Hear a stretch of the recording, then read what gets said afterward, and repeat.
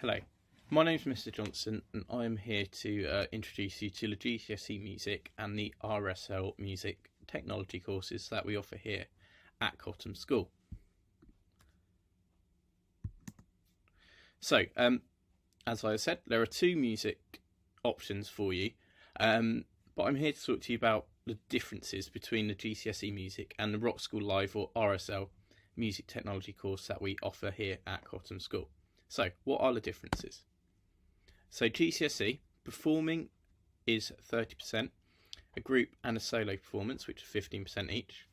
Composing is made up of two compositions, again, both worth 15%, a free composition and a composition to a brief.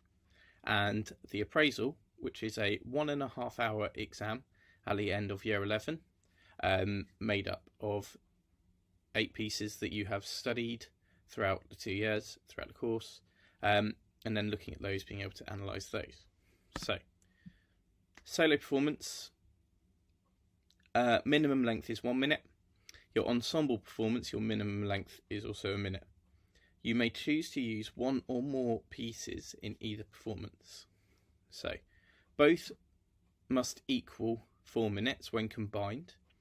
They are marked according to technical control, expression, interpretation, accuracy and fluency, and the standard level of difficulty is grade 4.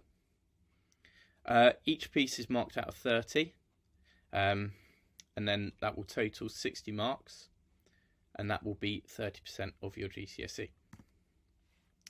Composition. So you'll produce 2 compositions while you are doing music GCSE.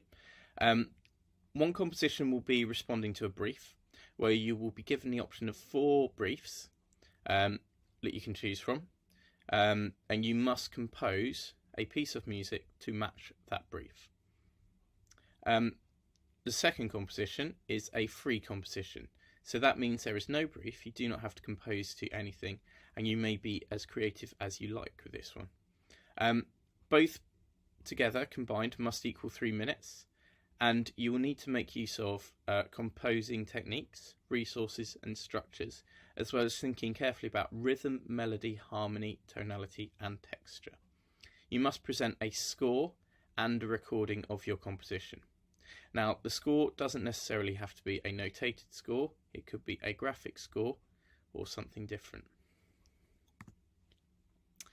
When you come to do your appraising, you will study 8 pieces of music. That are split into 4 categories. So you will have instrumental music that will cover J.S. Bach and Beethoven. You will have vocal music that looks at Purcell and Queen. You will have music for stage and screen, where you will cover Defying Gravity and Star Wars. And you will have fusions, which will look at Afro-Celt Sound System and Esperanza Spalding. You will explore the structure, rhythm, melody, harmony, use of instruments, tonality and texture of each set work. Section A, because the exam paper is split into 2 sections, Section A and B. Section A, you will get 6 set work questions, 1 musical dictation question, and 1 unfamiliar but related to a set work musical analysis question. Section A will be out of 68 marks. Section B will compare in detail a set work and an unfamiliar listening piece. That will be out of 12 marks and will be an extended piece of writing.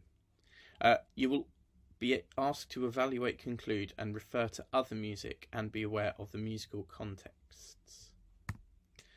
RSL Music Technology. So this will be split into 3 units across the course.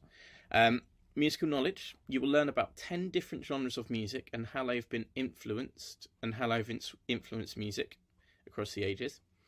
You will develop sequencing and composition skills for music sequencing and production, and you will understand functions of a DAW and how to utilise them. So when we're looking at musical knowledge, you will learn a range of skills looking at contemporary genres of music, including listening skills, analytic skills, research skills, communication skills and IT skills.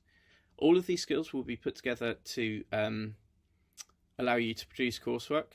The coursework can be produced in many different ways, so it doesn't necessarily always have to be a written piece of coursework for RSL. You could include a vlog, a blog, websites. There's a range of ways in which you can hand in and present work for RSL. When we are looking at the sequencing, you will learn some music theory. You will learn notes of major and minor scales. You will learn major and minor chords within a key. You will understand what 4/4 time is, and we will look at rhythm and tempo. So DAW, or Digital Audio Workstation, we'll look at how to use features on a DAW and how to manipulate sound in a DAW. We're really lucky here. We have the option of using GarageBand or Logic as our main two pieces of software. So we are very well equipped to be able to teach a DAW. We'll also look at sequencers and how to set up record playback using a sequencer, how to edit MIDI information within the sequencer, including deleting notes, editing velocities, and using quantization. You will have the creativity and the option to be creative, looking at composition, looking at how to compose beats, looking at how to create harmonies, create bass lines, and how to create 8-bar loops, so really similar to what you'd hear in pop songs of today. There will be some element of looking at keyboard techniques, but this is just so you can develop really basic skills so that you are able to input your ideas into a DAW, and that you are just able to better understand and help you with major minor chords and also the scales that go with them. For the last unit, we will look at MIDI editing, so practical applications. So this is the DAW unit. MIDI editing, practical applications for this, processes, quantization, automation, so changing different parameters of instruments, mixing, what that is, why we do it, basic mixing skills, and again we will continue with critical listening and how to create drum beats and listening for lots of different elements within a piece of music. Again, for the DAW unit, we will look at the layout of a DAW, how you'd project manage something, how you'd go about setting up a project, creating it. We'll also look a little bit about historical elements involved, so synthesis of sound, whether this be analog or digital, and how this could be created, how we could do this. Sampling, so historical background of sampling, where's it come from, what's the point of a sampler, why do we use them, how have they influenced music. And we will look at audio editing, so practical applications for audio editing and the process of editing audio, so chopping, time stretching and reversing. If there are any questions or any further questions, please do ask myself. Please do drop me an email and I will be happy to get back to you to give you any answers about any questions that you may have about choosing either music or music GCSE or the RSL music technology course.